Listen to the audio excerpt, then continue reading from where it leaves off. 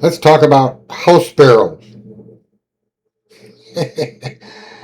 I have backyard creatures that I put a little, you know, little food out for outside my window so that I can, you know, observe them, their behaviors, and how pretty they are.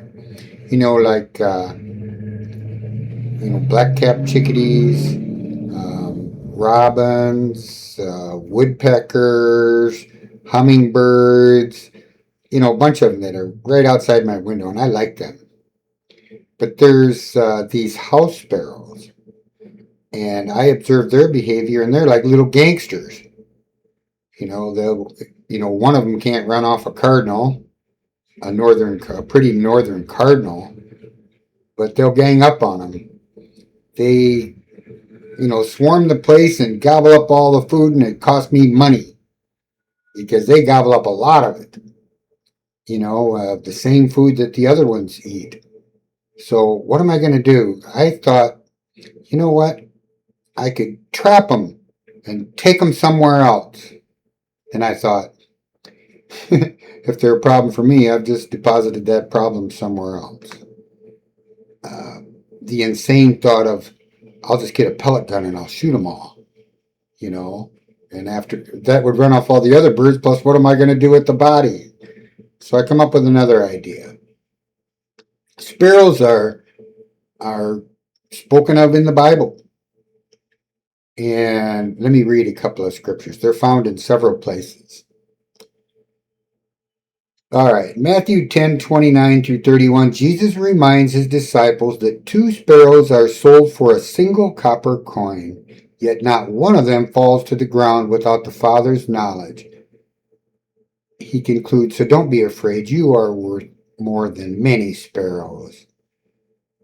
Luke 12:6 through 7. Jesus reassures the crowd, highlighting their high value by noting that not even one sparrow is forgotten by God.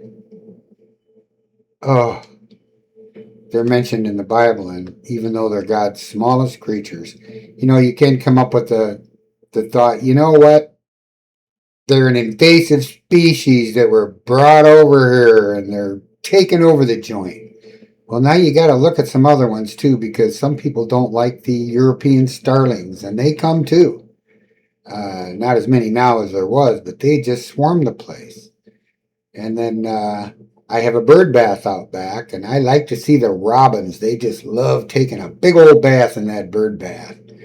But a lot of the sparrows, they drink out of it also, and there'll be 10 of them in there taking a bath at the same time. So what do you do? Well, the answer comes between my ears.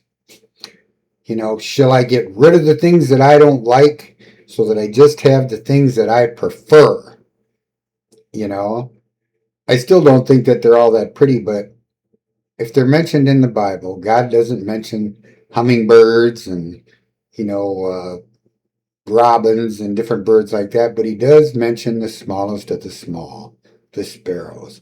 I even had to, in order to attract wrens to my little house out back, I had to make the hole smaller so that the sparrows couldn't get in because they're deviant. They will go in there and break eggs and kill the chicks. But I did do that and made a smaller hole, and the sparrows couldn't get in, and the wrens did come in and have their chicks.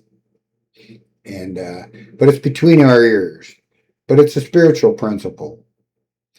I always want to keep the things that I like and I want that I think are pretty and attractive. And that goes in a lot of things in life. Even over into the realm of people. The ones that are the smarter, the ones that are more attractive, the ones that have more money, but what about the lesser things?